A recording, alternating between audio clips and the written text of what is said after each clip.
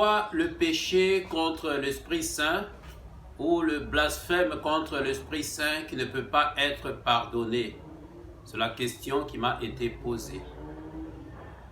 Eh bien, pour répondre à cette question, nous allons nous référer à l'évangile de Matthieu, chapitre 12, du verset 31 à 32. D'abord, les versets qui précèdent. Jésus parcourt les villes et les villages. Il chasse les esprits mauvais.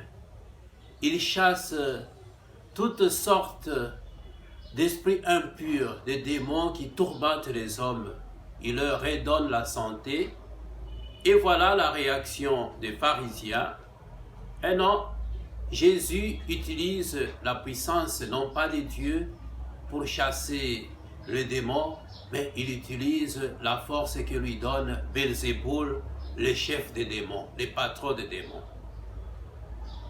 Mais soyons logiques. Comment Belzéboul peut doter à Jésus de pouvoir pour chasser ses propres collaborateurs, ceux qui sont à son service, les démons?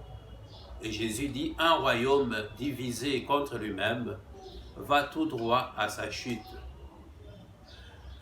Dans ce contexte, les pharisiens refusent une vérité qui est évidente.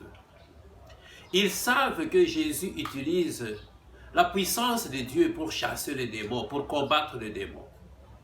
Mais volontairement, délibérément, ils refusent d'adhérer à cette vérité évidente. Et donc, le péché contre l'Esprit Saint consiste justement à refuser une vérité qui paraît claire, une vérité qui transparaît dans son évidence, tout simplement pour la simple raison qu'on ne veut pas croire, c'est tout. Ce n'est pas parce qu'on est convaincu, mais on refuse une vérité parce qu'on ne veut pas l'accepter. Et ce péché ne peut pas être pardonné tout simplement parce que c'est la personne elle-même qui refuse d'adhérer au projet de Dieu.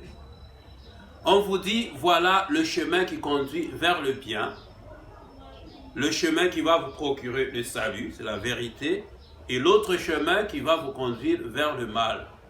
Vous vous dites volontairement que vous préférez emprunter le chemin qui conduit vers le mal. Et si en suivant ce chemin-là, vous allez à votre perte, à votre perdition, eh bien Dieu n'y est pour rien. Dieu nous a créés libres et il ne veut pas toucher à notre liberté. Donc par notre liberté, nous pouvons choisir soit le chemin qui conduit vers le bonheur, soit le chemin qui conduit vers notre malheur. Voilà le péché contre l'Esprit Saint. Savoir qu'une vérité est évidente et refuser volontairement d'adhérer à cette vérité-là, au salut que Dieu nous propose, à la grâce qu'il nous offre pour emprunter notre propre chemin selon notre propre volonté. Et dans ce contexte, ce n'est pas Dieu qui nous condamne, c'est nous qui décidons de nous condamner nous-mêmes en refusant ce qui est clair, ce qui est évident. Voilà le péché contre l'Esprit Saint. Merci. 4 minutes, hein?